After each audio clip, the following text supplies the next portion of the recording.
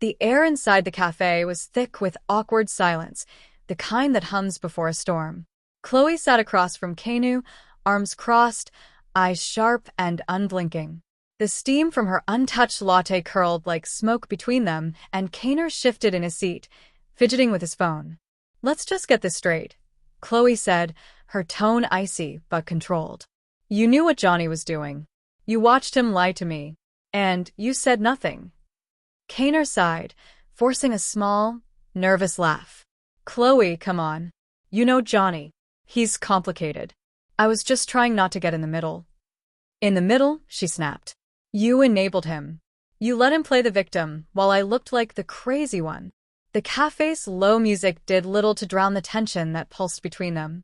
Keyner leaned back, trying to play it cool, but his jaw tightened, a tell that Chloe immediately caught.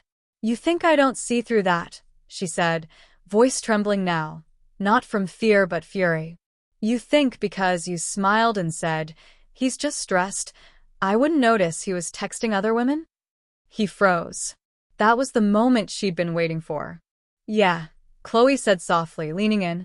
"I know about the messages, Keyner. The late-night ones. The ones you said were just for fun." "Funny how just for fun always happens when I'm asleep."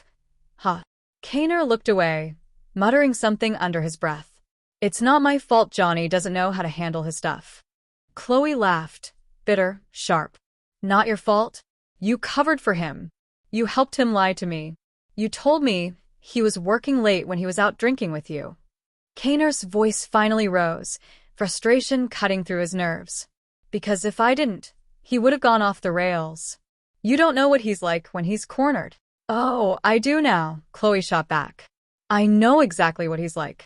And, thanks to you, everyone else is starting to see it too." For a second, Keyner didn't respond.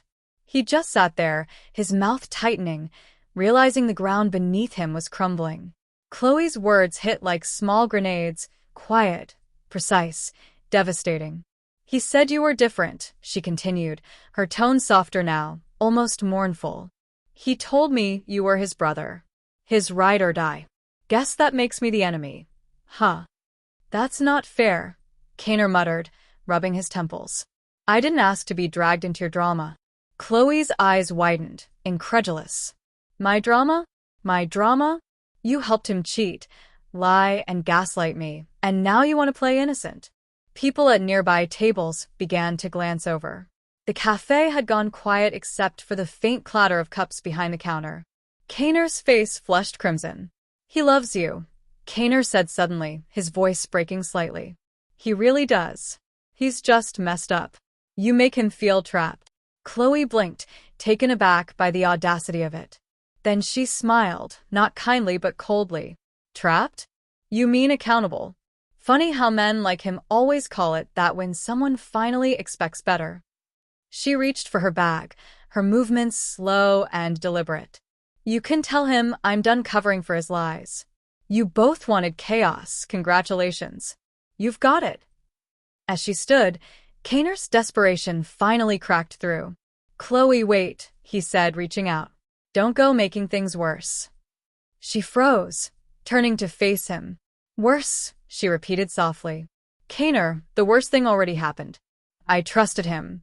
And I trusted you." There it was, the line that hit him like a gut punch. Chloe didn't yell. She didn't need to. Her calm was louder than any screaming could have been. She adjusted her jacket, chin high. "You can keep making excuses for him. But just remember, when his world falls apart, and it will, you'll be standing right next to him. Because you helped build it." With that, she walked out, heels clicking against the floor like a countdown. The bell above the cafe door chimed as she left, leaving Keyner alone, surrounded by the echoes of everything he couldn't take back. He stared at the door long after she was gone, the weight of the conversation sinking in. For the first time, he realized that maybe Chloe wasn't the problem. Maybe she was the only one brave enough to say what everyone else was thinking. Outside, Chloe exhaled, her hands trembling slightly as she walked into the chill of the afternoon air.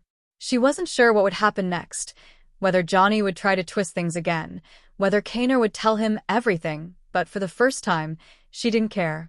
She'd said her piece. And that, finally, was enough. Back inside, Keyner picked up his phone. A new message flashed across the screen. Johnny. How'd it go? He stared at it, thumb hovering, guilt crawling up his spine. For once, he didn't reply.